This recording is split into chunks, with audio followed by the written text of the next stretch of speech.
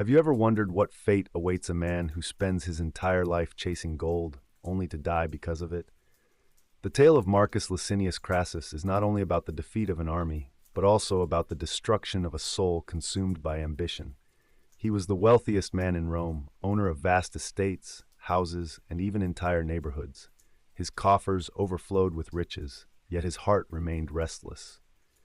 In the eyes of Romans, Pompey was the great conqueror, Caesar the adored general, but Crassus? He was the third man, tolerated for his fortune, ridiculed for lacking true glory. This insult, whispered in the streets and Senate alike, cut him deeper than any blade. It was not enough to be rich.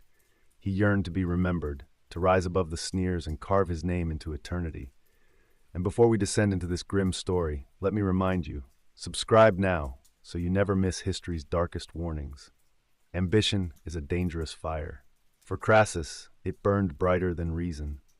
He dreamed of victories greater than those of Pompey, of triumphs to rival Alexander the Great.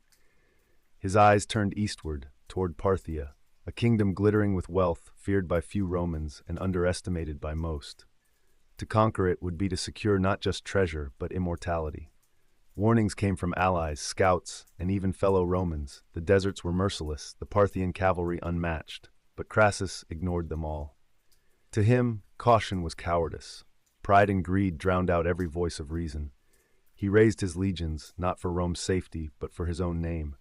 In chasing eternal honor, he would lead thousands into a desert of death, and himself into a fate crueler than any he could imagine. The march began with confidence. Crassus commanded 7 legions, supported by thousands of cavalry and auxiliaries, over 40,000 men in all. On paper, it was an unstoppable force. Yet from the first steps into Mesopotamia, danger loomed. Local allies urged him to follow the river routes, where water and supplies were plentiful. Instead, Crassus dismissed them. He chose the shorter path, a barren desert, open to the blazing sun, where every mile weakened his soldiers. The Romans, accustomed to solid ground and steady logistics, now faced shifting sands, dwindling rations, and the gnawing uncertainty of invisible enemies. Crassus believed sheer numbers and discipline would crush any foe. But what use are numbers when the very land devours your strength? Awaiting him was Surena, a Parthian general little known in Rome but famed among his people for cunning and audacity. With fewer troops but unmatched strategy, Surena orchestrated a trap. His forces were all cavalry, armored cataphracts and relentless horse archers, swift as shadows, impossible to pin down. Where the Romans expected a quick clash, they found an enemy who vanished and returned, striking from afar. Surena's plan was simple yet devastating. Bleed the Romans dry, exhaust them beneath the desert sun, and crush them when despair set in. Crassus had marched into the unknown with arrogance. Surena transformed that arrogance into a weapon against him. The proud Roman legions, trained to fight face to face, now battled ghosts who never stood still. The desert became their prison, and every step forward carried them deeper into Surena's snare. The Parthians revealed their deadliest weapon, endless volleys of arrows.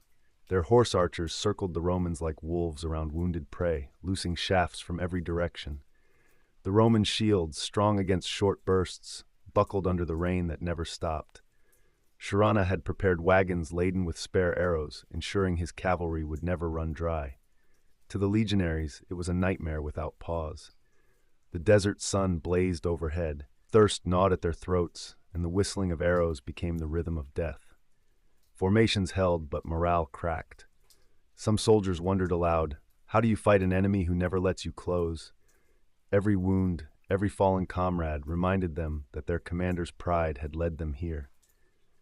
The Romans, famed for their discipline, now stood like statues waiting for death, unable to strike back. In desperation, Crassus sent his son Publius, a young officer eager for glory, to charge with cavalry and auxiliaries. It was a fatal decision. Surena's riders lured them away, surrounding and cutting them down in a whirl of hooves and spears. Publius fought bravely, but bravery meant little against exhaustion and numbers. Surrounded, he fell, and his head was placed upon a spear.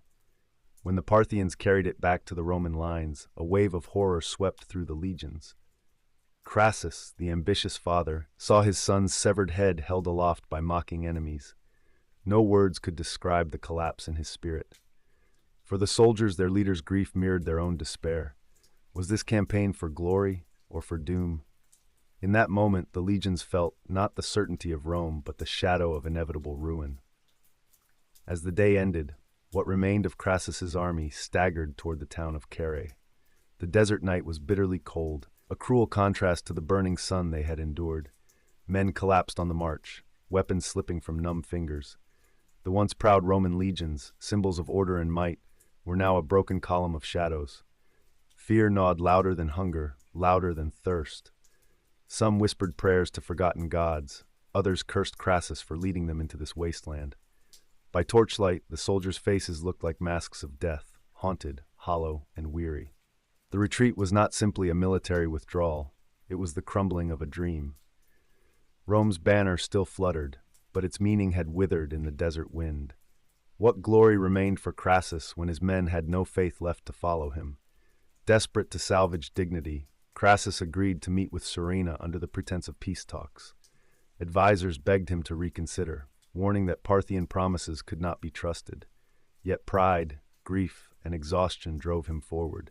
Perhaps he still believed he could negotiate honor out of disaster, or perhaps he sought only to end the torment. The meeting began with courtesy but swiftly soured. Voices rose, tempers flared, and in the chaos, Crassus was seized. The peace he had sought was nothing more than bait for the final snare. The great commander, once master of wealth and armies, now stood powerless in enemy hands. His soldiers, watching from a distance, knew at that moment that the campaign was truly lost, not just on the battlefield, but in the soul of their leader. Crassus, the richest man in Rome, met a death crafted as cruel symbolism. The Parthians mocked his endless hunger for wealth by melting gold and pouring it into his mouth. Whether the tale is literal or embellished, its message was clear. The greed that had driven him was now his executioner. Imagine the scene. A once mighty Roman proconsul, gagging not on steel, but on the very metal he worshipped. Soldiers whispered that the gods themselves had devised this punishment, a divine jest at the expense of a man who could never be satisfied. And perhaps the most chilling question lingers even now. Are we too condemned to be consumed by the very desires we chase? The death of Crassus was not only the end of a man, but the unraveling of Roman stability. With him gone, the fragile balance of the first triumvirate collapsed, leaving Pompey and Caesar to clash in a civil war that would change Rome forever. The Parthians paraded his head in mockery, and Roman pride was shaken to its core. For centuries, his fate stood as a grim warning, that ambition untempered by wisdom leads only to ruin. Wealth without restraint is a chain, not a crown. In the silence after his fall, one truth remained. Crassus had sought eternal glory, but he found eternal infamy instead.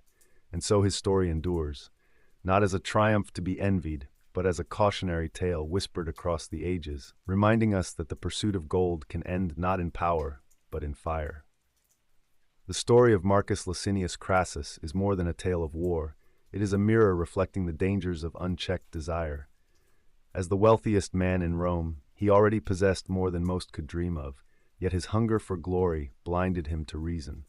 He ignored warnings, sacrificed his soldiers, and even lost his son in pursuit of recognition he could never earn. His death, whether or not molten gold truly ended his life, became a symbol of greed consuming its master. The lesson is clear. Ambition without wisdom is a path to ruin. Wealth, power, and pride may seem to secure one's place in history, but when driven by arrogance, they turn into chains that drag us toward destruction. For modern readers, his fate reminds us to question our own pursuits. How much is enough? At what point does the chase for success stop enriching life and start devouring it? Crassus teaches us that true greatness does not come from possessions or titles, but from restraint, balance, and the humility to recognize our limits. Without these, even the richest man can die poorer than all.